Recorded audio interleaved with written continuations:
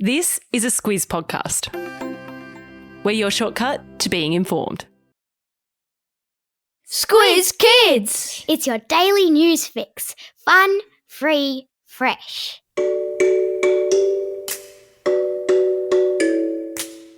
Hello and welcome to Squiz Kids Today, your fresh take on what's happening in the world around you. I'm Bryce Corbett. It's Friday, October 7.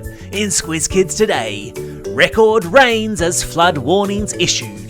The world's next mega continent. Nobel Prizes aplenty and worm recyclers to the rescue. That's what's making news, kids style. The lowdown. Oh no, here we go again. That was the overwhelming feeling amongst Aussies up and down the east coast yesterday as the rains continued to fall and emergency services warned of widespread flooding across at least 3 states. New South Wales was on high alert yesterday after days and days of unstinting rain. Unstinting is a fancy word for non-stop. Rain that was filling up rivers and dams and threatening to cause the sort of flooding that threw the state into chaos earlier this year. All thanks to 2 nasty, moisture-laden weather fronts which collided over central Australia earlier this week and are now dumping their sodden load. Sodden is a fancy word for wet.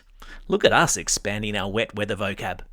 Sydney even broke a new record for rainfall yesterday, while parts of regional Victoria also got soaked and damaging winds lashed parts of Tasmania as rural Queensland bunkered down for a downpour as well. And the heaviest falls are yet to come, with the Weather Bureau predicting lots more rain to fall, especially on New South Wales over the coming weekend. Potentially seeing a cancellation of the biggest car race on the Aussie Revhead calendar. I'm talking about the Bathurst 2000. It's all thanks to the weather system called La Niña, deciding to hit us for the 3rd summer in a row. So, what's La Niña?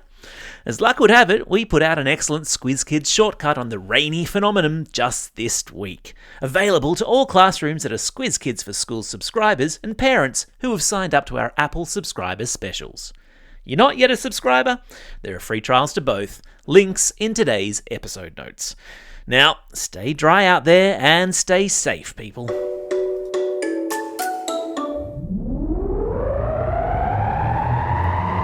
Spin the globe. Each day we give the world globe a spin and find a news story from wherever it stops. And today we've landed in the future, where a whole new continent called Amasia is expected to exist. Clever researchers from Curtin University in Western Australia have predicted what the Earth will look like in 300 million years' time.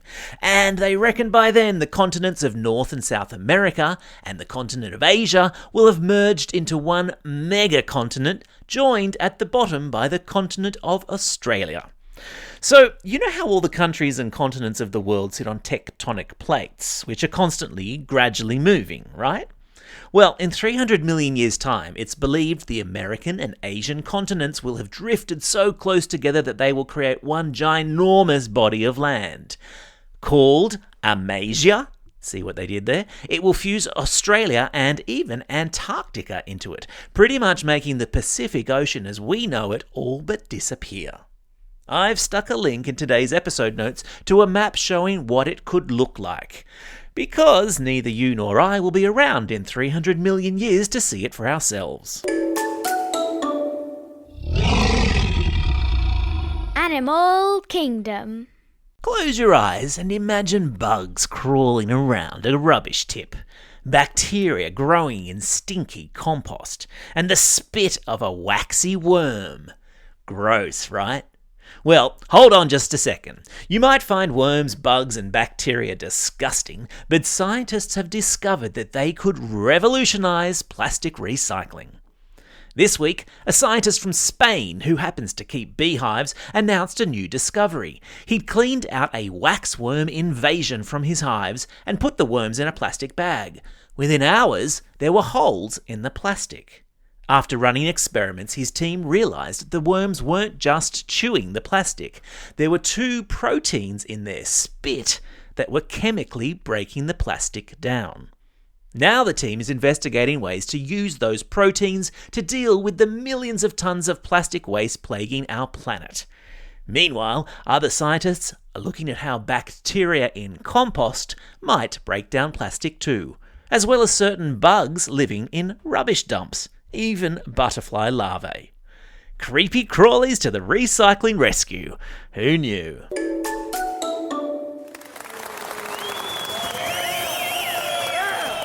Squiz Kids salutes.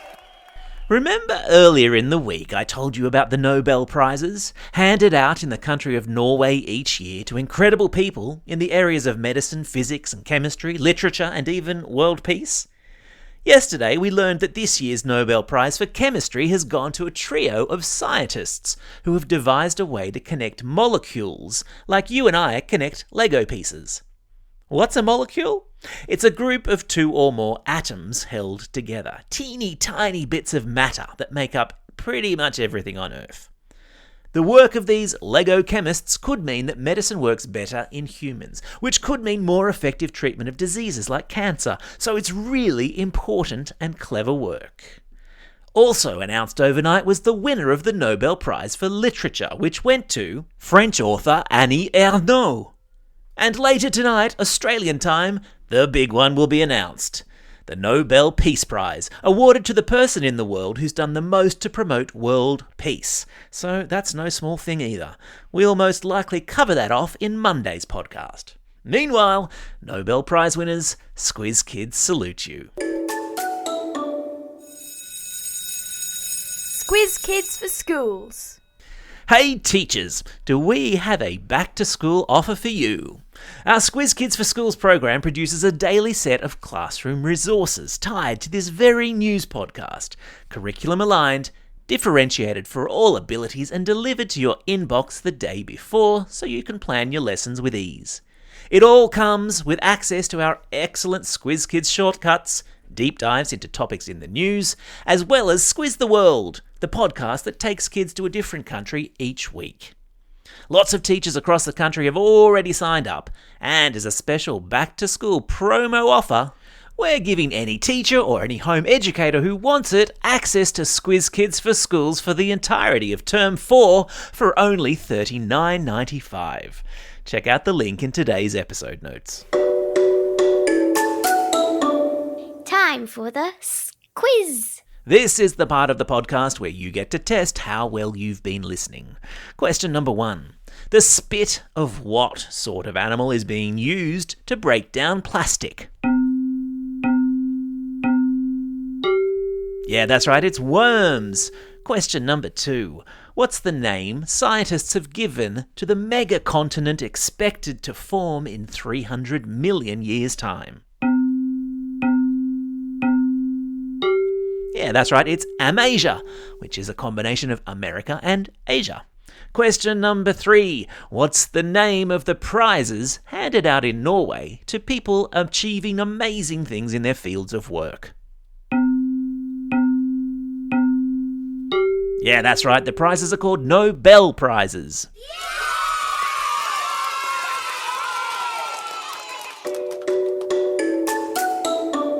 Shout outs. It's October 7. Today is World Smile Day, where we're all encouraged to perform an act of kindness that makes a person smile today. Go on, I dare you.